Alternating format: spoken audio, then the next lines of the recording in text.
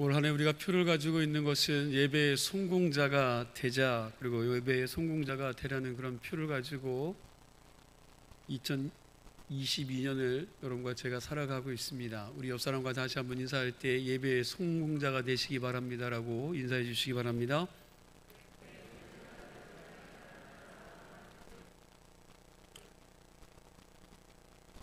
예배의 성공자들이 되시길 간절히 부탁드립니다. 주일에 1시간 드리는 예배로 끝나는 것이 아니라 여러분들에게 주어진 공예배들을 여러분 나오셔서 말씀을 듣고 말씀으로 깨어지고 깨닫고 하나님을 더 깊이 알아갈 수 있는 은혜가 여러분과 저의 삶 가운데 임하여지기를 간절히 소망합니다. 여러분, 이스라엘 역사상 백성들에게 가장 존경받던 왕이 있습니다. 어떤 왕이겠습니까? 여러분, 다윗 왕입니다. 하나님께서도 다윗을 아주 사랑하고 친히 그에게 이렇게 말씀하셨죠. 내 마음에 합한 사람이라고 칭찬을 하였습니다. 다윗을 위대하게 만들어줬던 중요한 요소가 하나 있습니다. 여러분, 다윗을 위대하게 만들었던 요소가 뭘까요? 여러분, 믿음입니다. 믿음. 바로 그가 가지고 있었던 믿음이었습니다. 다윗은 어떤 환경 속에서도 꺾이지 않고 쉽게 포기하지 않는 불굴의 믿음을 가진 사람이 다윗입니다. 우리가 잘 알고 있듯이 다윗은 참 시련을 많이 겪은 사람이죠. 어렸을 때에도 집에서 7형제 중에 막내였기 때문에 여러분, 그는 제대로 길을 피지 못하고 살았습니다. 그리고 청년 시절을 거쳐서 어린이 되어서 전쟁에서 백전백승을 하면서도 여러분, 위대한 장군이 되었음에도 불구하고 누구의 시기 때문에, 사울 왕의 시기와 질투 때문에 여러분, 한 번도 마음 편하게 궁중에 머물러 있지 못했다라는 거예요. 한시도 그렇게 마음 편하게 그 궁중에 머물 수가 없었습니다. 사울은 다윗에게 허점만 보이면 좁은 방 안에서도 다윗을 어떻게 했습니까?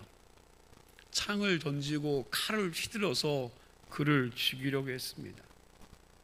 다윗은 그 포악한 사울 왕의 손길을 이리저리 도망하면서 온갖 고생을 한 사람입니다. 정말 많은 시련을 겪은 그런 사람입니다. 그럼에도 불구하고 다윗은 그 어떤 시련과 역경 속에서도 결코 절망한 적이 없다는 사실이에요. 그리고 그에게 허락하신 하나님의 언약에 대해서도 의심을 품은 적이 한 번도 없습니다. 다윗은 언제나 믿음에 굳게 서서 담대했는 줄로 믿으시기 바랍니다. 여러분, 다윗을 위대하게 했던 것, 여러분, 두말할 것도 없이 믿음이라고 말씀을 드렸습니다.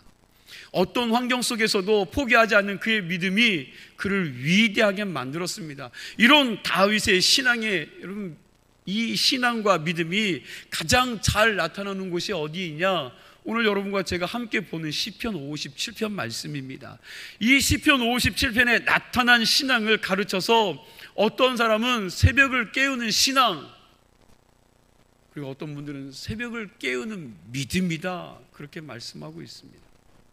오늘 저는 이 본문을 통해서 새벽을 깨우는 신앙이 어떠한 신앙인지, 그리고 이 신앙을 통해서 하나님께서 우리에게 어떠한 은총을 베풀어 주시는지를 함께 묵상하며 은혜를 나누고자 합니다. 먼저 새벽을 깨운다는 정의를 살펴보도록 하겠습니다. 새벽을 깨운다는 정의.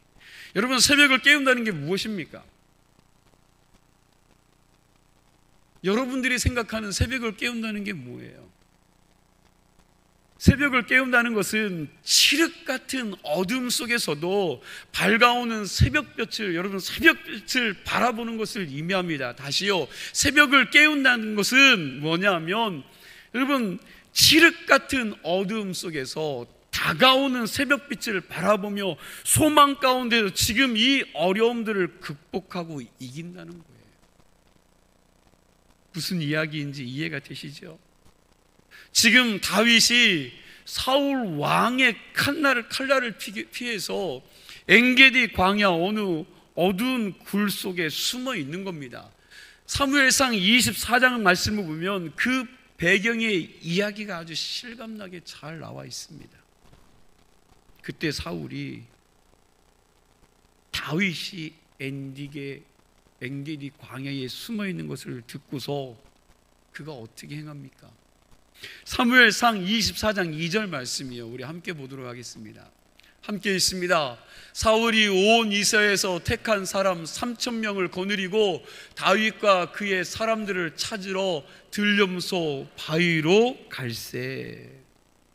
사울이 무슨 소리를 들은 거예요?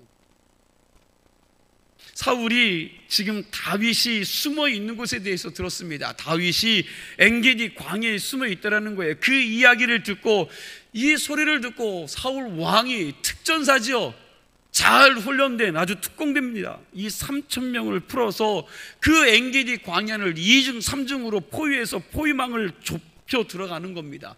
이번만큼은 내가 다윗을 확실하게 잡아서 처단하겠다라는 그런 결심을 한 사울은 자기가 직접 군사들을 인솔해서 간 거예요. 이번만큼은 놓치지 않으리라. 다윗은 그렇게 이잡듯이 좁혀오는 사울 왕의 군사 앞에서 완전히 도간에 갇힌 쥐의 신세가 된 거지요. 아마 이때 다윗은 캄캄한 그 동굴 속에서 숨도 제대로 못 쉰 채 바깥의 동정을 살피고 있었을 것입니다. 그 순간에, 여러분, 그 순간에, 정말 절망적인 그 순간에 다윗이 시편 57편을 노래한 거예요. 다윗이 그런 절박한 순간에 그 어두운 동굴 속에 있었지만 그의 마음의 눈은 누구를 향하고 있었습니까? 그렇죠, 하나님의 약속의 빛을 바라보면서 소망 가운데서 당당하게 노래를 부르고 있었다는 사실입니다. 여러분과 저는 어떨까요? 여러분, 이러한 상황이 여러분과 제 안에 처해 있다면 여러분과 저는 어떻겠습니까? 다윗은 오늘 그러한 상황 가운데 정말 하나님의 약속의 빛을 바라본 겁니다. 주님이 말씀하신 소망을 붙잡고 그 가운데서 당당하게 하나님을 찬양하고 노래하고 있는 거예요. 사울 왕이 아무리 나를 죽이려고 해도 하나님께서 나를 살리고자 하신다면 나는 결코 죽지 않는다는 확신이 다윗 마음속에 있었습니다. 사울 왕이 수천 명의 군사들을 풀어서 엔게디 광야를 이잡듯이 뒤진자 할지라도 하나님이 나를 숨겨주시기만 하면 아무도 나를 찾아낼 수 없다는 그런 확신이 다윗에게 있었다는 사실입니다. 정말 그런 일이 벌어지지 않았습니까? 사무엘상 24장 3절과 4절 말씀을 우리 함께 읽겠습니다. 3절과 4절 말씀 함께 읽습니다. 길가 양의 우리에 이른즉 굴이 있는지라 사울이 뒤를 보러 들어가니라. 다윗과 그의 사람들이 그 굴 깊은 곳에 있더니 다윗의 사람들이 이르되 보소서, 여호와께서 당신에게 이르시기를 내가 원수를 내 손에 넘기리니 내 생각에 좋은 대로 그에게 행하라 하시더니 이것이 그 날이니이다 하니 다윗이 일어나서 사울의 겉옷자락을 가만히 베니라. 아멘. 이 말씀을 보면 그 엔게디 광야에서 사울이 바로 코앞에 다윗을 놓고도 발견했습니까? 못했습니까? 발견을 못했지요.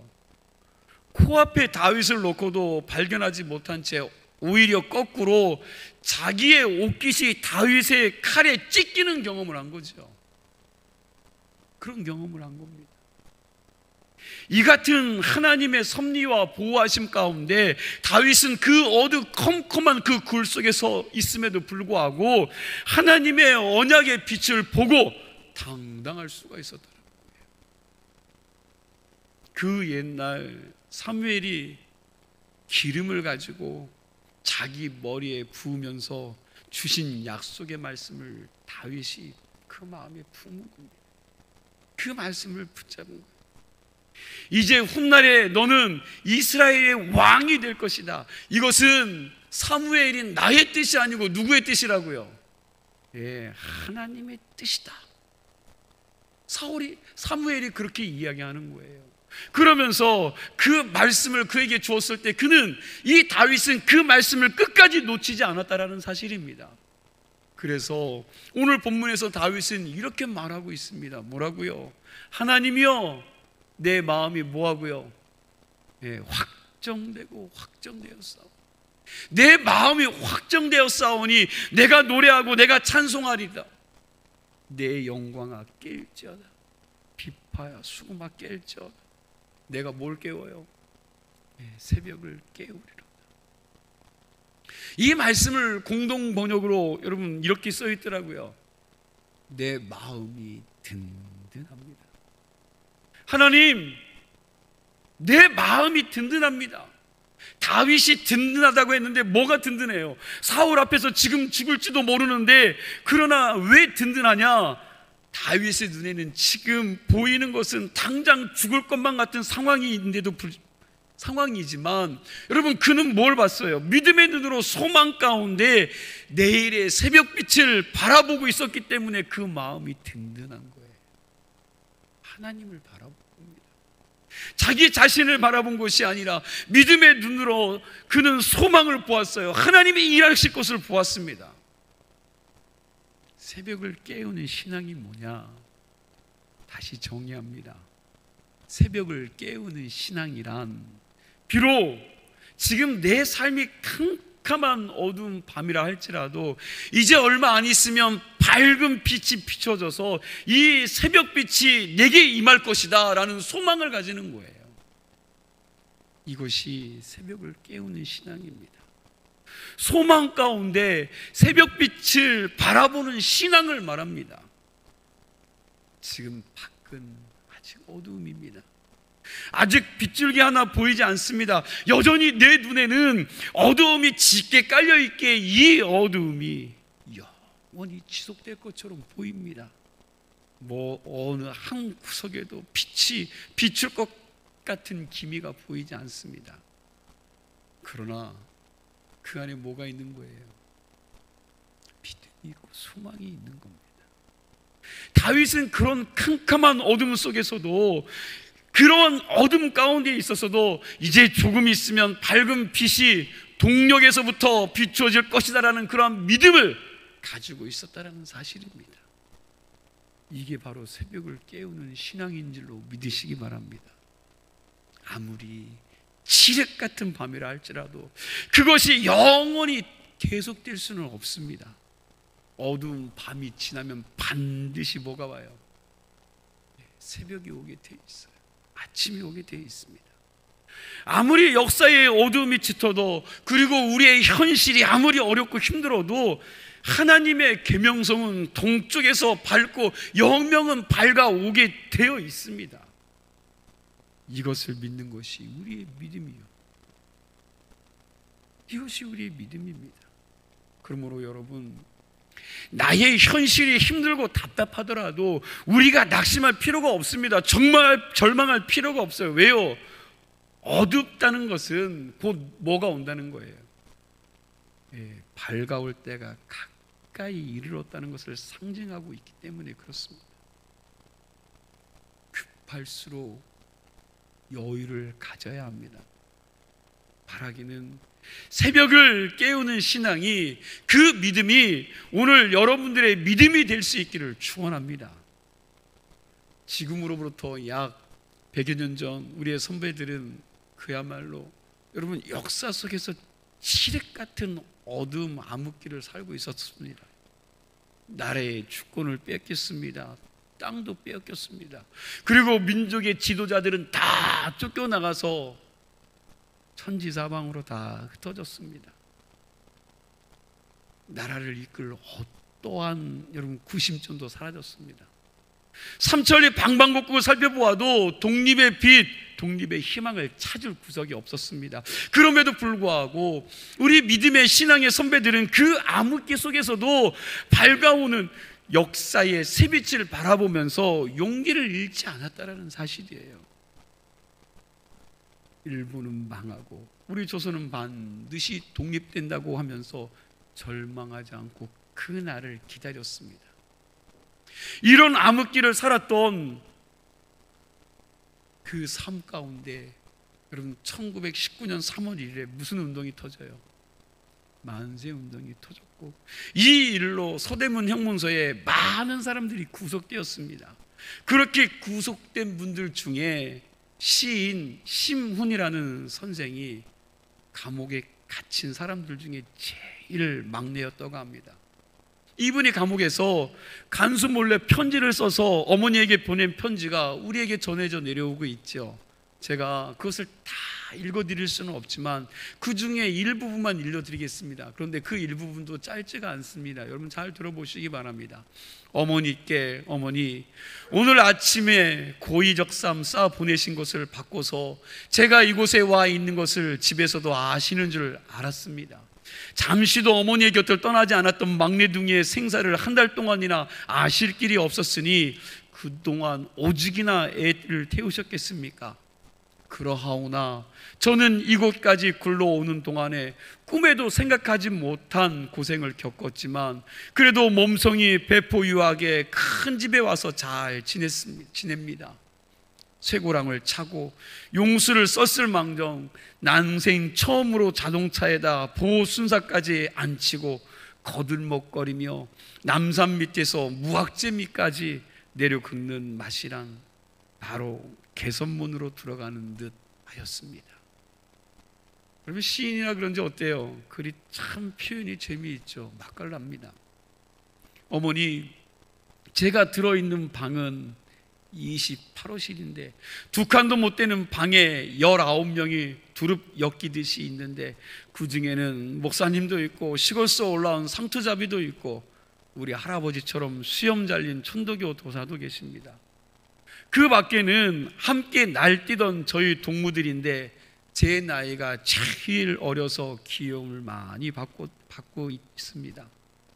어머니, 날이 몹시도 더워서 풀 한 폭이 없는 감옥마당에 땡볕이 내려 쪼이고 주황빛의 벽돌담은 화로속처럼 닳고 방 속에는 똥통이 끓습니다. 밤이면 가뜩이나 다리도 뻗어보지 못하는데 빈대 벼룩이 다투어가면서 진물을 살을 뜯습니다. 그래서 한 달 동안이나 쪼그리고 앉은 채 날밤을 새웠습니다. 그렇지만 대단히 이상한 일이 있습니다. 생지옥 같은 곳에 있으면서도 하나도 괴로워하는 사람이 없습니다. 누구의 눈초리에도 뉘우침이나 후회나 슬픈 빛이 보이지 않고 오히려 그 눈들은 샛별같이 빛나고 있습니다. 더구나 노인네의 얼굴은 앞날을 점치는 선지자처럼 고행하는 도승처럼 표정조차도 엄숙합니다. 날마다 이른 아침 그 정등불이 꺼지는 것을 신호삼아 몇천 명이 같은 시간에 마음을 모아 정성껏 같은 발언으로 기도를 올릴 때면 극성맞은 간수들도 칼자루 소리를 내지 못하며 감히 들여다보지도 못하고 발꿈치를 돌립니다. 어머니, 우리가 천번 만번 기도를 올리려었으니 굳게 닫힌 옥문이 저절로 열려지지는 없겠지요. 우리가 아무리 목을 놓고 울며 부르짖어도 크나큰 소원이 하루아침에 이루어질 리도 없겠지요. 그러나 마음을 합하는 것처럼 큰 힘은 없습니다. 한데 뭉쳐 행동을 같이 하는 것처럼 무서운 것은 없습니다. 그러기에 나의 고초를 그다지 괴로워하며 하소해 본 적이 없습니다. 어머니, 오늘 아침에는 목사님에게 사식이 들어왔는데 소스를 뜨다가 목이 메어 넘기지를 못합디다. 그도 그럴 거에다 아내는 태중에 놀라서 병도로 누웠고 12살 먹은 어린 딸은 아침마다 옥문으로 쌀을 날라다가 지어주는 밥이랍디다. 저도 돌아서서 남모르게 소매를 적시었습니다. 어머니, 며칠 동안 비밀이 적은 이 글이 들키지 않고 내어보낼 궁리를 하는 동안 어느덧 비는 멈추고 남은 날은 저물어 갑니다. 구름 거친 하늘을 우러러 어머니의 건강을 비울 때 빛 위의 실록은 단밖에 더욱 아름답고 먼 촌엔 개구리 소리만 철창에 들리나이다. 1919년 8월 29일. 여러분, 이 편지 속에 절망의 모습이 보입니까? 이 편지 속에 이 사람이 후회하고 있습니까? 여러분, 그 어지러운 환경 속에서 내가 억울하게 감옥 속에 갇혀 있음에도 불구하고 여러분, 분노가 있습니까? 그런 모습은 하나도 보이지 않습니다. 오히려 긍지를 느끼고 있습니다.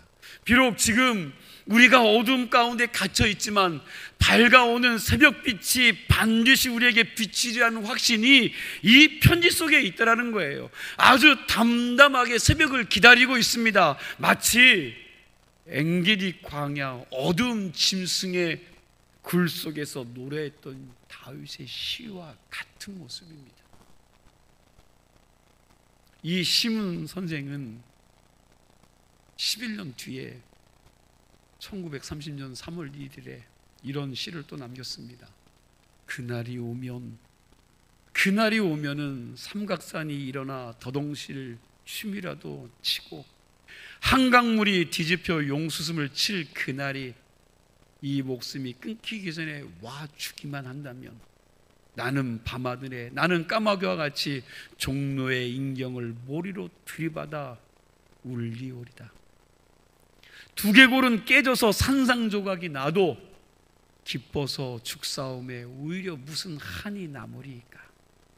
그날이 와서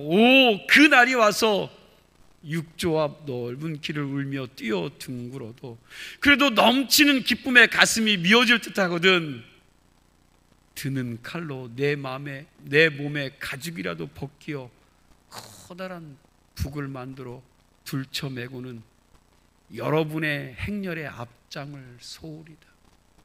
우렁찬 그 소리를 한 번이라도 듣기만 하면 그 자리에 거꾸로져도 눈을 감겠소이다. 시문 시인은 그 절망의 역사 속에서도 그의 눈은 언제나 하나님께 당신의 섭리 가운데서 이 민족의 새벽빛을 주실 것이다라는 그런 믿음을 가지고 새벽을 깨우는 사람이었습니다. 우리 신앙의 선배들은 정말로 위대했어요. 어둠 속에서도 기가 꺾이지 않았습니다. 역사의 어둠 속에서도 하나님이 비추어 주시는 새벽빛을 바라보면서 꿈을 꾸었던 사람들이 믿음의 선배들이었습니다. 오늘 우리가 어려움을 겪고 있지만, 여러분과 제가 어려움을 겪고 있는 삶을 살고 있지만, 그러나 100여 년 전에 우리 신앙의 선배들이 겪었던 어려움에 비한다면 여러분, 우리는 명함을 내밀 수 있겠습니까? 그때에 우리의 믿음의 선배들은 나라를 잃었습니다. 땅도 빼앗겼습니다. 지금은 여러분 온 사방 곳곳에 지도자도 있습니다. 정부도 있죠. 그러나 그 당시는 그런 게 없었어요. 다 잃어버린 겁니다. 현재는 정부도 있고 땅도 있고 여러분 지도자도 좀 나누어져 있긴 하지만 여러분 얼마든지 지위를 또한 지도력을 발휘할 수 있는 제반들이 마련되어 있습니다. 그리고 우리는 무엇보다도 자유 시민으로 살아가고 있습니다.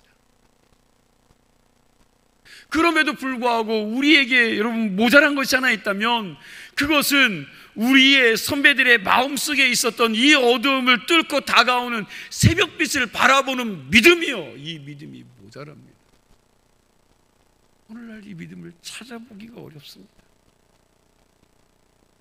그 믿음을 우리가 회복할 수만 있다면 현재 우리 자신에게 당면한 모든 문제들이나 모든 국가적인 시련들은 또한 잘 극복해 나가리라 믿습니다. 그러므로 여러분들의 삶 속에 어려움이 아무리 크게 달한다 할지라도 하나님께서 그 모든 것을 협력하여 선을 만들어 가신다는 사실을 굳게 믿으시고 담대할 수 있어야 하겠습니다. 다윗은 자기 목에 칼이 언제든지 들어올지 모르는 그러한 절박한 순간에도 하나님, 내 마음이 든든합니다. 하나님, 내 마음이 든든합니다. 내가 여기서 살아나가게 된다면 하나님을 평생 찬송하겠습니다. 내가 새벽을 깨우겠습니다 하고 담대했던 거예요. 다윗은 어둠 가운데서도 빛을 보았습니다. 키에로 케고라는 기독교 실존주의자 철학가가 죽음에 이르는 병이라는 책을 썼습니다. 죽음에 이르는 병. 그 책의 핵심은 이거예요. 절망은 죽음에 이르는 병이라고 소개하고 있습니다. 여러분, 이 절망이 죽음에 이르는 병이라는 거예요. 절망하는 거야말로 죽음에 이르는 병이라는 겁니다. 그러나 절망하지 않고 어둠 속에서 빛을 볼 수 있는 사람은 반드시 기회가 다시 옵니다. 다시 있더라. 정말 내가 어느 상황에서든지 희망을 잃지 않는다면 어두움은 나의 마음속에서 사라질 것입니다. 캄캄한 밤에 방 안에 등불을 켰다가 꺼면 어때요? 뭐가 가득 찹니까? 어둠이 꽉 찰 것입니다. 마찬가지로 우리의 마음에 희망의 불을 꺼버리면 우리의 마음은 어두워질 수밖에 없습니다. 그러나 소망의 불을 끄지 않는 한 여러분과 저의 미래는 밝아올 줄로 믿으시기 바랍니다. 요한복음 16장 33절을 보니까 주님이 이렇게 말씀하셨습니다. 우리 함께 보도록 하겠습니다. 함께 읽습니다. 이것을 너에게 이르는 것은 너희로 내 안에서 평안을 누리게 하려 함이라. 세상에서는 너희가 환난을 당하나 담대하라. 내가 세상을 이겼노라. 아멘. 정말 그렇지요. 하나님이와 우리와 함께 하시기에, 하나님이 우리와 함께 하시기에 우리의 모든 것을 합하여 뭐를 이루어가요? 선을 이루어 가실 것입니다. 그러니 어느 상황에서도 포기하지 말라고 말씀하고 있죠. 여러분, 혹시 희망이 보이지 않는 절망 가운데 계신 분들이 있습니까?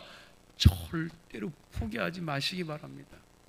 한 발자국만 더 나아가면 희망의 밝은 빛을 보게 될 줄로 믿으시기 바랍니다. 지금도 여러분들 곁에서 여러분들을 붙들어주고 계시는 주님의 손을 더 꽉 붙잡으실 수 있기를 축복합니다. 다윗은 어두움 속에서 새벽빛을 바라보며 소망 가운데 끝까지 참고 견디었습니다. 이것이 바로 다윗이 우리에게 가르쳐주고 있는 새벽을 깨우는 신앙의 첫 번째 의미입니다. 자, 새벽을 깨우는 신앙의 두 번째 의미가 또 있습니다. 여기서 새벽을 깨운다는 것은 그저 밝아오는 새벽을 기다리고 앉아있는 것을 말하는 것이 아니에요. 여기서 말하는 것은 이것은 다가올 새벽을 맞이하기 위해서 최선을 다해 준비하는 것입니다. 여러분, 준비되지 않은 사람에게는 기회가 와도 소용이 없어요. 역사는 준비된 자를 씁니다. 하나님도 준비한 사람을 쓰시는 줄 믿으시기 바랍니다. 쿨쿨 잠만 자는 사람에게는 새벽이 와도 그것을 창조적인 시간으로 만들 수가 없어요. 해가 중천에 떴는데도 여전히 이불 속에 있는 게으른 사람에게는 기회가 와도 그것을 축복으로 만들 수가 없다라는 거예요. 이 새벽을 깨운다는 말 속에는 굉장한 의미가 들어있습니다. 이 말은 만일 새벽이 오지 않는다면 내가 새벽을 깨워서라도 오게 하겠다라는 그런 말입니다. 아주 대단한 의미를 포함하고 있는 말씀이에요. 다윗은 지금 목숨이 위태위태합니다. 아직 포위망이 풀리지 않았습니다. 아직도 사울은 눈에 불을 켜고 누구를 찾는 거예요? 다윗을 죽이러 찾아다니고 있습니다. 그럼에도 불구하고 다윗은 아직까지 자기가 그 어둠 속에, 어둠 가운데 있지만 그 어둠을 뛰어넘어서 누구를 바라보는 겁니까? 그렇죠, 하나님을 바라보면서 하나님께서 새벽에 아침을 주실 때 내가 이렇게 하겠습니다라고 결심하는 거죠. 하나님, 내가 이렇게 결심합니다. 하나님께서 이번에 나를 살려주신다면 내 평생에 하나님을 찬송하며 살겠습니다. 내 평생에 하나님 새벽을 깨우며 살겠습니다. 이렇게 다짐하고 결심하고 준비하고 있는 거예요. 여러분, 역사상 위대한 일을 했던 인물들은요, 게으른 사람이 없어요. 정말 위대한 일을 감당했던 사람들을 보면 대부분 새벽을 깨우는 사람들입니다. 부지런한 사람들이요, 새벽이 오기 전에 벌써 눈을 뜨고 기다리는 사람들입니다. 다시 말하면 준비된 사람들입니다. 어떤 생리학자의 글을 보니까 이런 내용이 있습니다. 12시 이전에 잠자는 것이 12시 이후에 잠자는 것보다 2배의 효과가 있다고 그래요. 그러니까 저녁 12시 이전에 3시간 자면 저녁 12시 이후에 잔 6시간의 효력이 있다는 겁니다. 하나님은 우리의 신체 조직을 기가 막히게 만들으셨어요. 해 떨어지면 뭐 해야 돼요? 잠자게 만드셨죠. 해가 떨어지면 자는 겁니다. 그런데 현대 문명이 여러분 밤의 문화를 만들어내기 시작한 거예요. 밤의 문화를. 이 밤의 문화가 발달할수록 타락의 문화입니다. 타락한 문화가 돼요. 이 밤문화 때문에 로마가 망했지 않습니까? 대로마 제국이 밤문화가 발달된, 여러분 이 나라보다 밤문화가 발달된 나라가 없었습니다. 그 당시 키케로라는 사람이 글을 보니까 이렇게 썼어요. 로마 시민들은 낮 12시에 기상에 떠갑니다. 그리고 아침 식사를 오후 1시에 했습니다. 그렇게 있다가 몸 단장을 하고 외출하는 시간이 언제냐? 저녁 6시에서 7시라는 거예요. 그렇게 외출을 하고 이들이 연화장에 사람들이 모이는 시간이 언제냐? 밤 9시에 온 사람들이 연회장으로 모입니다. 그러면 그때부터 새벽 4시, 5시 되기까지 뭐예요? 부어라, 마셔라, 춤추고 놀고 즐기는 겁니다. 그리고 새벽 5시에서 6시 사이에 그들이 퇴근해서 집에 들어오면 뭐 하는 거예요? 그때 잠이 드는 겁니다. 그래서 낮 12시까지 자는 거죠. 삶이 완전히 거꾸로 사는 겁니다. 삶이 뒤바뀐 거예요. 그런 문명이 타락했다는 겁니다. 오늘날 우리 문명도 그렇게 되는 것 같아 걱정이 됩니다. 성경을 보아도 여러분 기적이 일어난 적이 언제예요? 기적이 언제 일어났습니까? 새벽에 일어났죠.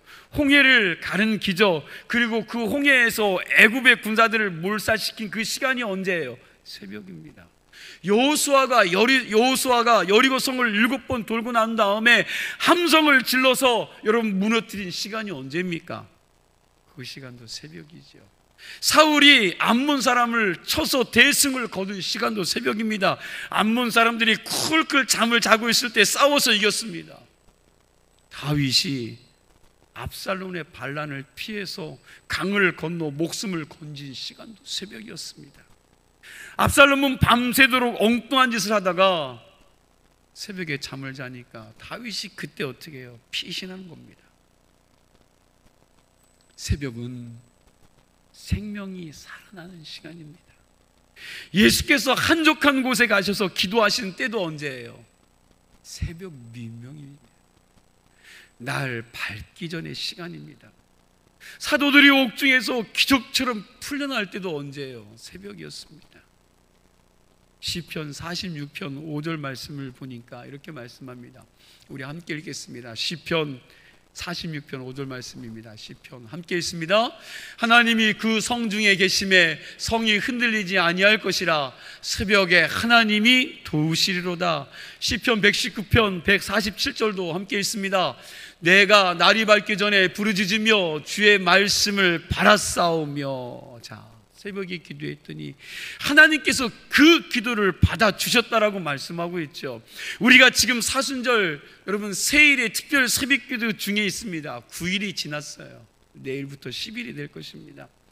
1년 365일 새벽기도를 다 못한다 할지라도 여러분 이 사순절 기간에 새벽기도 아직도 참여하지 못한 분들이 계시다면 한번 좀 도전해 보시기 바랍니다. 스스로 내가 새벽을 깨우리라고 한번 좀 도전해 보실 수 있는 성도들이 되시길 바랍니다. 예수 그리스도께서 나를 위해 기꺼이 목숨을 버리시고 죽으러 오신 이 기간 동안 여러분과 제가 새벽을 깨우는 영적인 훈련에 동참하여 나의 영혼을 위하여 그리고 내 가정을 위하여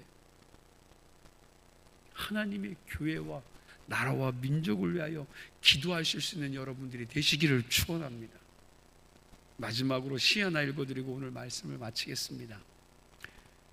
아침에 몇 분 동안의 생활의 관심사가 시작되기 전에 세상이 들려오도록 마음의 넓은 문이 열리기 전에 오직 주님과 더불어 아침의 고요 속에서 천상의 감미로운 교제 속에서 당신의 매일매일이 탄생되게 하라.